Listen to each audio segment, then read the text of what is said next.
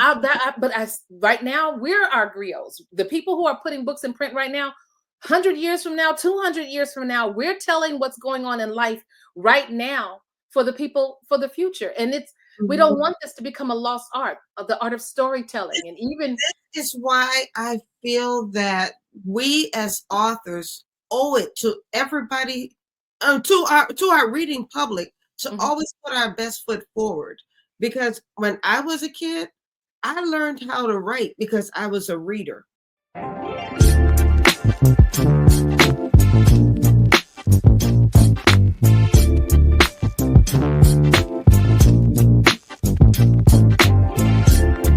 So without any further ado, please meet Naleighna Kai. Hello. Hey. How's it going? Wonderful, wonderful. Oh my goodness, the traffic was terrible. I mean, you all have snow up that way? Yes, we have snow, and there DC is getting ready for the inauguration happening next week. Yes. So there are grandstands throughout the entire parade route, and it's blocking up the traffic. So it was just a craziness getting out of DC. Indeed. Well, I'm glad you made it home, and I'm glad we're here tonight. Amen to that. Amen to that. Well, welcome to the show. Well, thank you. And where can I send a link for everybody to tune in? Because the last time Stephanie was here, she put us all backstage. So I think we got that situated. So before we get started, why don't you tell all the people about yourself? Yes, I am Naleighna Kai. I'm a USA Today and Essence Magazine international bestselling author.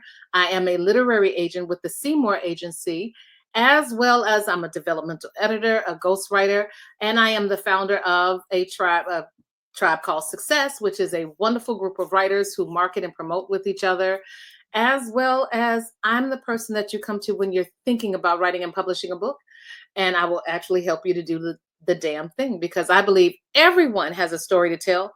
I'm just one of the people who can help you to tell it well. They call me the book whisperer for a reason. So that's me. Yeah, you are absolutely the book whisperer. I mean, you know how to write and you know how to promote, and that's something those are two tools that you have to have in order to be an author. Yes. And you have to love it, because if it was about the money, we would have been out of this industry a long time ago. So you have to love readers, writing, all of this process, because sometimes the money takes a little bit of time to come on in. So Right.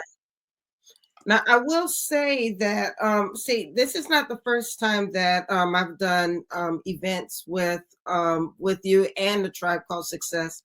Back in New Orleans, we had the literary takeover during the Zeta Oh my God, that was beast mode, baby. I remember that. Absolutely. Yes. So what I loved is just how the tribe supported each other. Like, oh, okay, my book isn't for you. Maybe you'll like so-and-so's book. And everybody who came sold at least 100 books. No, and we sold out. Remember, it was Sierra, it was Portia. We sold out of books at our section, all three of us. I don't know about everybody else, but Portia even found a man. Yes. It was very well put together. Very well put together. All of your events are. That's why I'm like, when you said this was coming, I'm like, count me in. Next year, New Orleans, count me in. The cruise. I don't know what happened with that, but that's enough. We'll talk behind the scenes about that. I'm just saying. Act like I don't like cruising, I'm just saying. Well, I was like, I just can't pull Naleighna Kai for everything. Yeah, you can, especially a cruise, man. Look, all that good food and good fun. You know what I like about cruise ships? I don't even want to get off the ship sometimes. If it's a good boat, exploring the boat is enough. It is all of the extra distractions from home or whatever. You get some real good sleep, get that rhythm going, be waking up like, yep, the good sleep. Of his age, but I also know I put it all on paper. That was part of my healing process. I put my pain on the page became my passion, and now the passion is my purpose. But the thing about it is, I think when you get my age, I'm 57, I'm about to be 58 February 4th. Hey! But at a certain age, you have been through enough Yes. that you don't necessarily care what anybody thinks. You don't care, but you also know that sometimes sharing your stories can help others, because for a minute, way back in the day, everybody thought it only happened to me. It just happened to me. And then I think in 2000, there was this big boom of stories from Black women. We were all telling about being molested Yeah. and incest and all of these things, horrible. It just seemed like it was that cycle of us telling our truth. And that's when I started the writing process, and it helped a great deal. So my thing is, what can they say? Who gonna check me, boo? You know, I'm at that age, almost like Beverly Jenkins. If you've ever heard Beverly Jenkins, it was a crowd full of white folks at Book Lovers Con, or it was Romantic Times Convention. And all of these people, all these proper folks or whatever, and she's like, she like gives no F's, really and truly. She said, they said that white people wouldn't read Black books. And I said, bullshit. She said, "Bull." All the few Black folks in the audience, we just slid out of the chair. We was laughing so hard. She was just so open, so transparent. And the thing about it is, that's where I am. I'm at the life lessons kind of thing. There are some lessons cycling back to me again, seeing if I'm going to do the same thing I did several years ago. Even when I'm fighting, even when I'm right, sometimes it's okay to just let stuff go. Because why am I going to give my energy to BS, really and truly? So I'm at that stage of my life that I can be open and honest about all the stuff that I've been through. Because like what? What is it? It doesn't cost me anything to be open. It doesn't cost me anything to be transparent. It actually has helped a great deal of people by me being this way. And I'm Yes. this way with my agent clients as well. I'm very transparent about my process. They know who I'm sending things to, when I'm sending them. They're on the screen with me, seeing everything go pull together, because I know what it's like. As an author, you throw something in the void and you don't hear anything for 6 months to a year or whatever. And no, Yes. you hear from me at least once a week, once a week. And as a developmental editor, I go all in. I work with that person to bring that story to life. I'm not trying to rewrite it, in the sense that I'm helping you tell the story you want to tell. I'm helping you to enhance it. I'm not trying to get you to rewrite it because this is how I want you to write the story. There's a lot of growth in learning that as an editor, as an agent, as an author too. I'm one of those authors. I listen.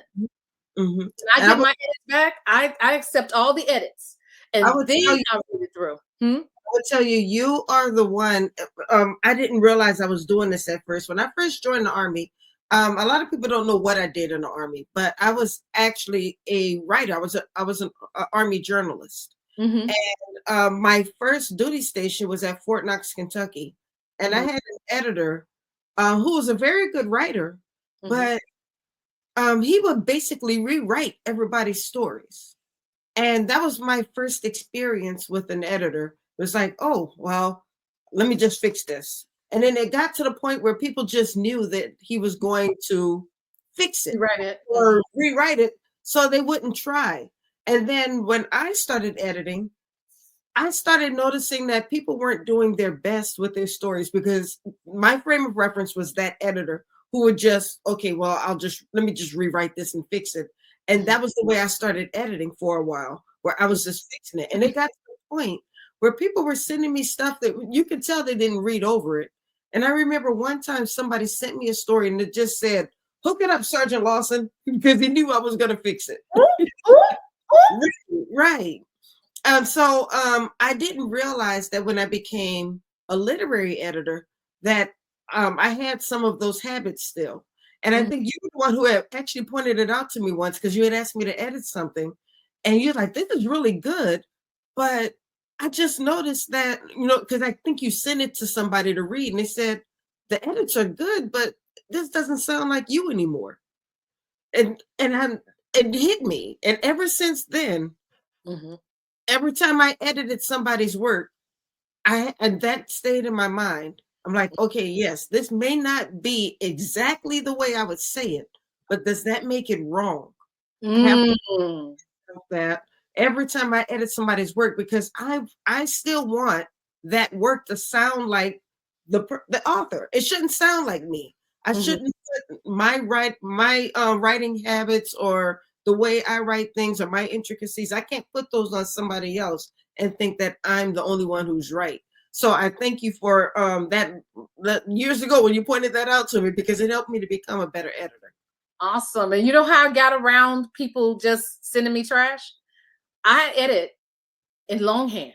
They have to input all of that stuff. See, it's different when you're one of those editors that you do the electronic edits. Yeah. I charge extra for that, because me sitting at a computer inputting your stuff, I edit by longhand, and they'll see it more when they have to input. Dang, I said that again. I did that again. See, it's different when it's already fixed and they get in and they know things have been done, but they don't know intricately what has been done. But when they have to input all those pages and pages and pages and pages of edits, I tell you, they grow faster that way, because they realize the stuff that they're repetitious about, things when they're putting sentences the wrong flow and have to cut and paste and move stuff around. It's work.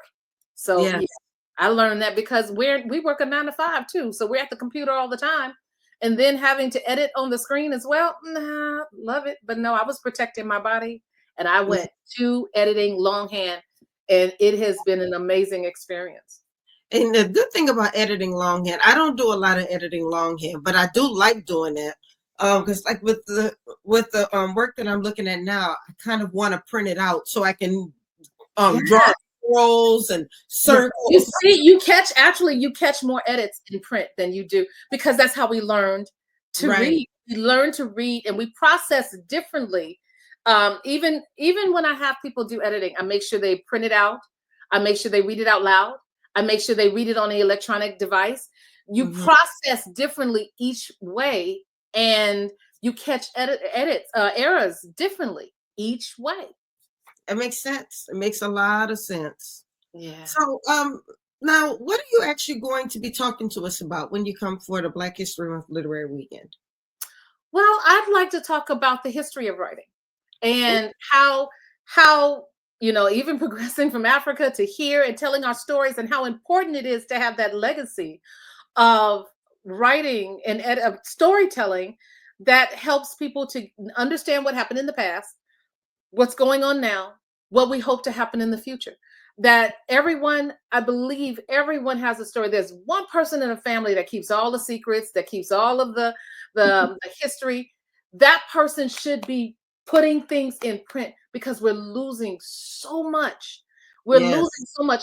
I think I saw somewhere online where there is a library of sorts, where there's an elderly person that will sit there, and you could sit across from that person, and you could hear their life story. That is how you get knowledge. Right now, we're our griots. The people who are putting books in print right now, 100 years from now, 200 years from now, we're telling what's going on in life right now for the people for the future. And we don't want this to become a lost art, of the art of storytelling. And even this is why I feel that we as authors owe it to everybody, to our reading public, to always put our best foot forward. Because when I was a kid, I learned how to write because I was a reader. But if we're just putting things out just because we're trying to make a buck, or we're trying to treat it as a side hustle, or you're not worried about getting an editor or whatever it is that you're doing, you're actually doing a disservice to the people who are reading your work.